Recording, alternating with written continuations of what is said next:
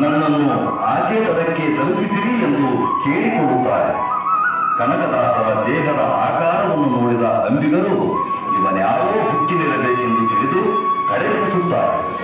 ಅಷ್ಟರಲ್ಲಾಗಲೇ ದೋಣಿ ಹತ್ತಿ ಕುಳಿತ ಜನರು ಅಂಬಿಗರಿಗೆ ಅವನು ತುಂಬಾ ಗಲೀಜಿದ್ದಾನೆ, ಯಾರೂ ಅವನನ್ನ ದೋಣಿಯೊಳಗೆ ಕುಂದಿಸ್ಕೋಬೇಡ್ರಿ ಎಂದು ಈಗಲೂ ದೋಣಿ ಬಿಡುವಂತೆ ಹೇಳುತ್ತಾರೆ. ಜನರ ಮಾತಿಗೆ ಕಟ್ಟು ಬಿದ್ದ ಅಂಬಿಗರು ತಮ್ಮ ತಮ್ಮ ದೋಣಿಗಳನ್ನು ಕಾವೇರಿಯ ಆಚೆ ದಡಕ್ಕೆ ನಡೆಸಲು ಪ್ರಾರಂಭಿಸುತ್ತಾರೆ.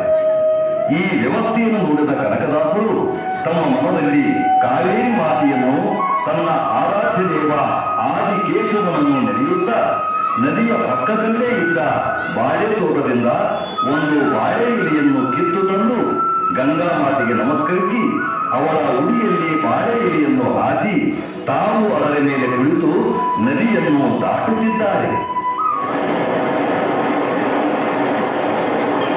ಕುಲ ಕುಲ ಕುಲವೆಂದು ಹೊಡೆದಾಡದಿರಿ, ನಿಮ್ಮ ಕುಲದ ನೆಲೆಯನೇನಾದರೂ ಬಲ್ಲಿರ ಬಲ್ಲಿರ. ಕುಲ ಕುಲ ಕುಲವೆಂದು ಹೊಡೆದಾಡದಿರಿ, ನಿಮ್ಮ ಕುಲದ ನೆಲೆಯನೇನಾದರೂ ಬಲ್ಲಿರ ಬಲ್ಲಿರ. ಕುಲ ಕುಲ ಕುಲವೆಂದು ಹೊಡೆದಾಡದಿರಿ.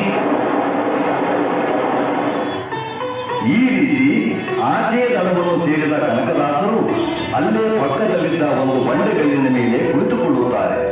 ಈ ಪವಾಡವನ್ನು ದೋಣಿಯಲ್ಲಿ ಕುಳಿತವರು ನದಿ ದಡದ ಮೇಲೆ ನಿಂತವರು ನೋಡಿ ಆಶ್ಚರ್ಯದಿಂದ ಮೂಕ ವಿಸ್ಮಿತರಾಗುತ್ತಾರೆ.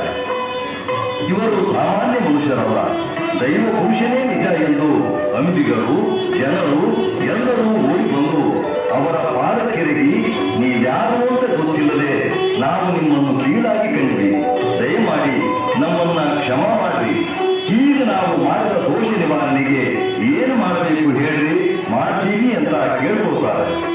ಆಗ ಕನಕದಾಸರು ನೀವು ನನಗಾಗಿ ಏನೂ ಮಾಡಬೇಕಾಗಿಲ್ಲ, ನಾನು ಕುಳಿತ ಈ ಬಂಡೆಗಲ್ಲನ್ನು ನಿತ್ಯ ಪೂಜಿಸಿದರೆ ನಿಮ್ಮ ದೋಷ ನಿವಾರಣೆಯಾಗುತ್ತದೆ ಎಂದು ಹೇಳುತ್ತಾರೆ. ಅದರಂತೆ ಇಂದಿಗೂ ಆ ಬಂಡೆಗಲ್ಲಿಗೆ ನಿತ್ಯ